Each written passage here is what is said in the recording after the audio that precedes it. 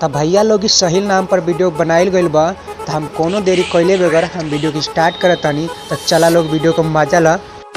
कि ढेर गर्मी हो गइल बा तोहरा देहिया में कि सबके गर्मी झाड़ेलन। कि अरे बेटा सुन कि ढेर गर्मी हो गइल बा तोहरा देहिया में कि सबके गर्मी झाड़ेलन। आ कबो भूल के पंगा ना लिए हमरा सहिल भैया से। कि अरे कि कबो भूल के पंगा ना लिए हमरा सहिल भाई से, ना तो घर में घुस के गोली मारेलन। ओवरलोड पिस्टल खोसे डालावा के पीछे बड़ लोग चल ओकरा के पीछे।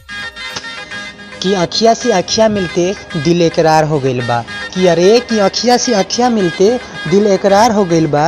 सुनाए हमार भाभी हमार सहिल भैया के केहू औरी सी ना हो, तोहरे से प्यार हो गइल बा हो।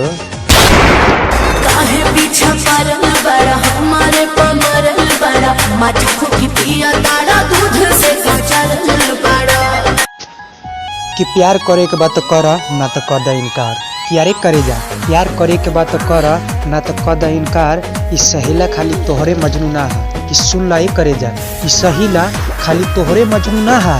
इनकरा पीछे ढेर लड़की के लाइन लागल बारे।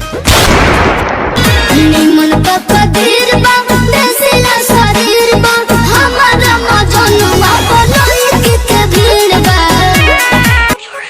तब भैया लोग इस सहिल नाम के वीडियो अगर अच्छा लागल होके तो वीडियो को लाइक कर दिया लोग। और हमारा चैनल पर नया आयल बड़ा तो चैनल को सब्सक्राइब कर लिया लोग। और ऐसा ही नाम के अगर तुम लोग वीडियो बनावल चाहत रहा तो नीचे कमेंट करा लोग, हम वीडियो जरूर बनाए। हम मिलत आनी फिर से कोनो और भाइयों को वीडियो लेकर। तब तक के लिए बाय बाय।